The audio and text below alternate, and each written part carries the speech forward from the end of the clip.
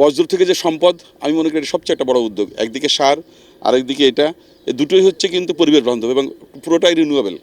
আজকে যে প্রজেক্টটা দেখলাম এখানে, সেটা হচ্ছে অর্গানিক যে আমাদের যে ওয়েস্টগুলো আছে, অর্থাৎ বর্জ্যগুলো আছে, সেগুলো থেকে সার বানানো হচ্ছে এবং অত্যন্ত কম দামে, 10 টাকা দামে পার কেজি কৃষকদের মধ্যে বিতরণ করা হচ্ছে। তো যদি একজন কৃষককে যদি আমরা এক বস্তা 40 কেজিরে দিই, তাহলে 400 টাকা লাগতেছে। 400 টাকা দিয়ে সে কিন্তু বিশাল এরিয়া কিন্তু সে মানে তার গাছপালা লাগাতে পারছে বা তার চাষাবাদ করতে পারছে। তো এটা একটা চমৎকার উদ্যোগ, কারণ এই বর্জ্যগুলো আমাদের দেখা যাচ্ছে যদি ঠিকমতো ব্যবস্থাপনা না করা হয়, এটা আমাদের জন্য একটা অভিশাপ হয়ে যায়, দুর্গন্ধ এবং নানান ধরনের প্রতিকূলতা তৈরি হয়।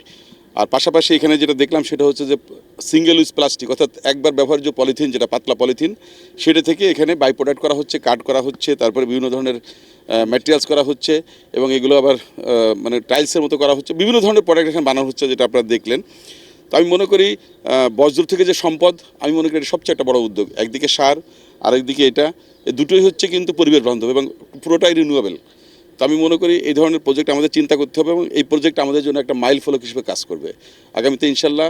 আমি যেহেতু দেখলাম আমাদের পরিবেশ অধিদপ্তরে বা আমাদের পরিবেশ মন্ত্রণালয় যখন প্রজেক্ট নিবে বা করবে, তখন অবশ্যই আমরা এগুলোকে মাথায় রেখে কাজ করার চেষ্টা করব। কারণ এর আগে এই ধরনের, বিশেষ করে এই যে অর্গানিক ওয়েস্ট যেটা দিয়ে যেভাবে সার বানানো হচ্ছে, আমাদের মাতইলে কিছু করা হচ্ছে কিন্তু ছোটো পরিসরে, কিন্তু এখানে অনেক বড় পরিসরে করা হচ্ছে। তো আমি মনে করি এটা একটা বড় উদ্যোগ এবং আগামীতে সরকারের উচিত বা আমাদের সবার উচিত যে এই ধরনের প্রজেক্টগুলোকে সম্প্রসারিত করা সারা বাংলাদেশে, যাতে আমাদের বর্জ্যগুলো নদীতে না ফেলে, রাস্তাঘাটে না ফেলে, মানে সুন্দরভাবে বর্জ্য ব্যবস্থাপনা।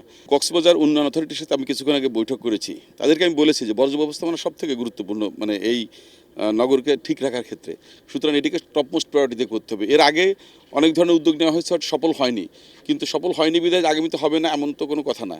তো আমার কাছে মনে হয়েছে আজকে আমাদের কক্সবাজার উন্নয়ন কর্তৃপক্ষ আমাদের যে পাওয়ার পয়েন্ট প্রেজেন্টেশন করেছে, আমি দেখেছি তাদের অনেকগুলো পরিকল্পনা আছে এবং সেখানে সেন্ট মার্টিনকে নিয়েও আমি বলেছি পরিষ্কার যে আগে আপনারা একটা স্যাম্পল প্রজেক্ট হিসেবে সেন্ট মার্টিনকে আপনারা দূষণমুক্ত, পলিথিন মুক্ত একটা আইডিয়াল সিটি হিসেবে শো করেন, তাহলে আপনারা আগামীতে যে কোনো ধরনের প্রজেক্ট নেবেন সেখানে সরকারও আপনাদের পাশে থাকবে বলে আমি মনে করি। কারণ এটা যদি আপনারা প্রমাণ করতে পারেন যে না, আপনারা সফলভাবে এটা বাস্তবায়ন করতে পারছেন, তাহলে অবশ্যই ইনশাল্লাহ একটা ভালোর দিকে যাবে।